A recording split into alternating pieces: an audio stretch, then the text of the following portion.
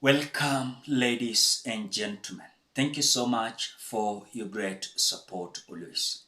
I usually don't take it for granted. By supporting me in this video again, just do me a favor, ensure you like the video. I will appreciate you so much for that like. Thank you so much, ladies and gentlemen.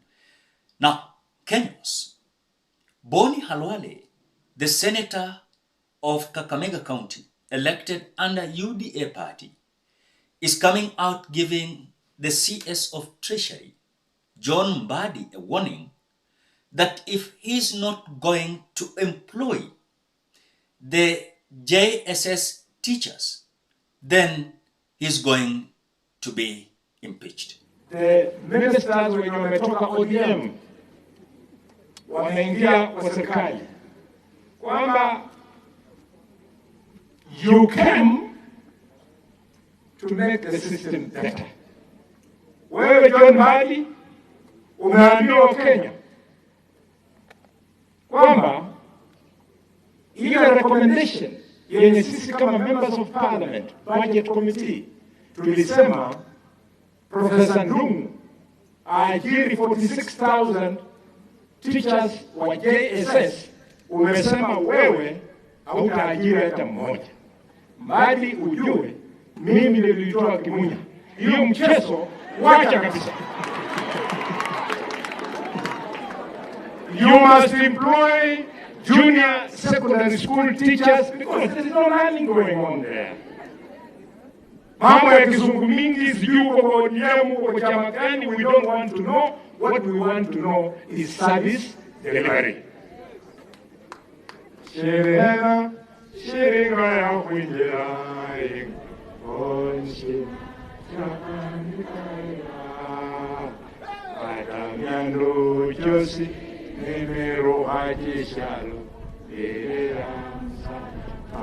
kwa Yesu.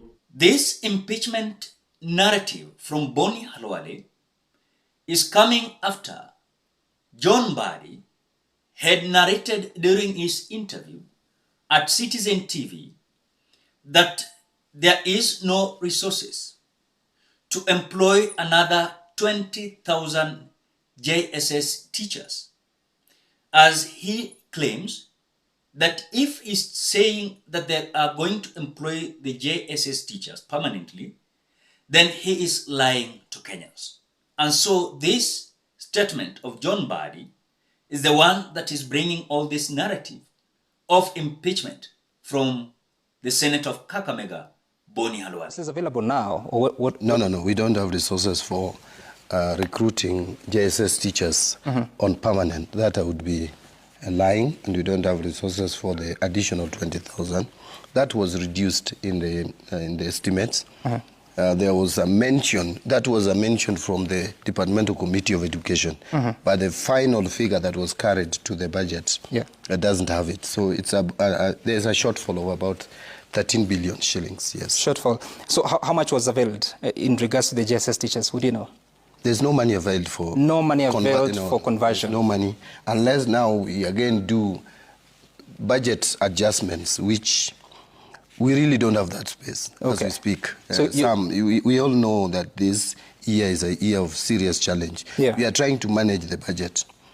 Actually, even the money that we have made available for the teachers for their salary adjustments, we really had to look around and see how we can raise that. So Bonny Khalwale's statement is coming at a time that also Kenyans are asking themselves, when akina John Mbadi walikuwa nje pale, they were not in the government, they were in the opposition.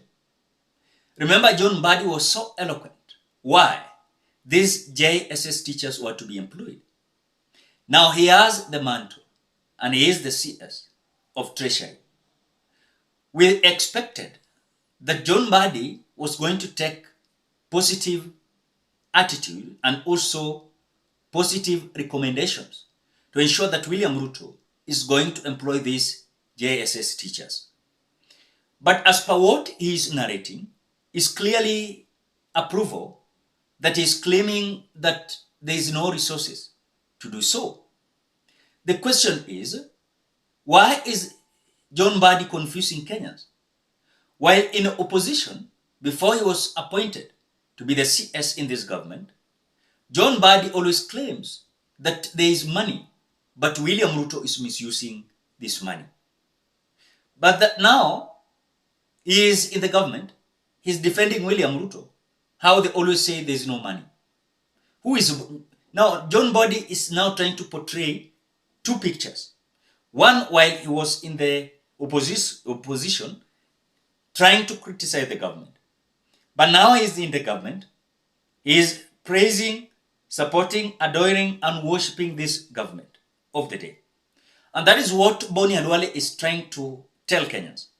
That John Mbadi is confusing them because they expected the man is coming up with some narratives that are going to change tactics on development in this Kenya Kwanza government.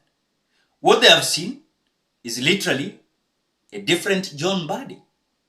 He's just claiming that he's still in ODM party. So Bonny and Khalwale is saying, we don't want to hear about your membership in ODM party.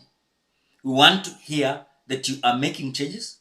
Teachers are being employed permanently, But again, the question is, can there be a scenario where now some individuals will say, let me say MPs, that we are not going to condone John Mbadi, but we are going to remove him from the office as the treasury CS. But what I know, John Mbadi cannot be removed for now. I know that. But again, this will depend how John Mbadi is going to conduct himself. If these members of parliament from Kenya Kwanza will start saying, we thought that you brought a bright-minded people from ODM, but we are seeing different things. And that is why I told you earlier on there that John Mbadi is portraying two pictures. Wakati alikuwa opposition before appointiwe kuwa the CS of Treasury, the man was seriously lethal on William Samoei Ruto as a man that was using the public resources. But now, the heat, he is squeezed into a tight corner. And some decisions are going to not build John Mbadi, but is going to destroy him completely. As the CS of Treasury, is the man behind all the disbursement of these resources. Akiambiwa hii pesa inatolewa anaweka sign. Hii pesa inatolewa inawekwa sign, Kama ni pesa inaenda Ministry of Education, the same. Ministry of Energy, the same thing. So John Mbadi must come out and act as someone who was so eloquent and robust, how he was going to change the narrative in this Kenya Kwanza government. Because they said the CSS that were appointed, they misled William Ruto, and so this is going to take their effort to, of course, make the government of the day to fulfill the promises. But are you sure only these 4 CSS, if they are serious, they can make the Kenya Kwanza ideologies to be fulfilled? Yet, one thing you must understand, we have William Ruto himself. He is the advisor of everywhere. He is the advisor of everywhere. In the Ministry of Finance, in the Ministry of Agriculture, in the Ministry of Education, everywhere. The man advises himself. So this will take these CSS to have their stand. But now, the claim is, Kenya John Mbadi, they don't have a stand. Ladies and gentlemen, what do you think? Drop your opinion at the comment section below. Otherwise, thank you so much because of your great support. Please consider subscribing, liking, commenting, and sharing this video. Bye-bye till we meet in another video.